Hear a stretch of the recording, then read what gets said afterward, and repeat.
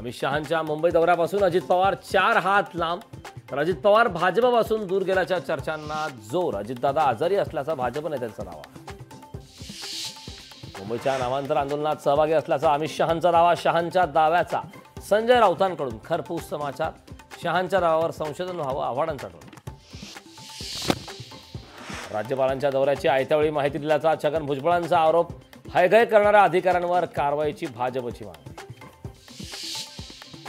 मवियात राष्ट्रवादी शरद पवार पक्षाचा मुख्यमंत्रीपदावर दावा. राष्ट्रवादी शरद पवार पक्षाचा मुख्यमंत्री व्हावा असं लोकांना वाटतंय. पुण्यात प्रदेशाध्यक्ष जयंत पाटलांचं वक्तव्य. शरद पवारांनी घेतलं लालबागच्या राजाचं दर्शन. पवारांसोबत रेवती सुळे, सदानंद सुळे हे उपस्थित. अमित शहांनी घेतलं लालबागच्या राजाचं दर्शन. अमित शहांसोबत मुख्यमंत्री शिंदे, फडणवीसांची उपस्थिती. भाजप प्रदेशाध्यक्ष चंद्रशेखर बावनकुळेंच्या मुलाच्या कारची 4 वाहनांना धडक. 2 जणांवर गुन्हा दाखल. अपघातावेळी कारमध्ये मुलगा नसल्याचं बावनकुळेंचं स्पष्टीकरण.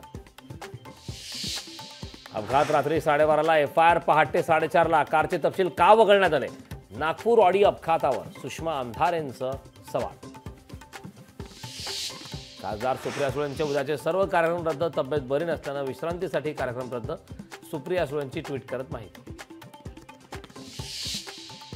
दिल्लीतील GST काउन्सिलच्या बैठकीला अजितदादांची दांडी. अजितदादाऐवजी आदिती तटकरेंची बैठकीत उपस्थिती.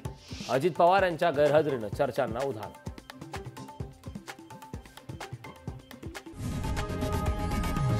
लोकशाही मराठी ऐका, पहा, जागरूक रहा.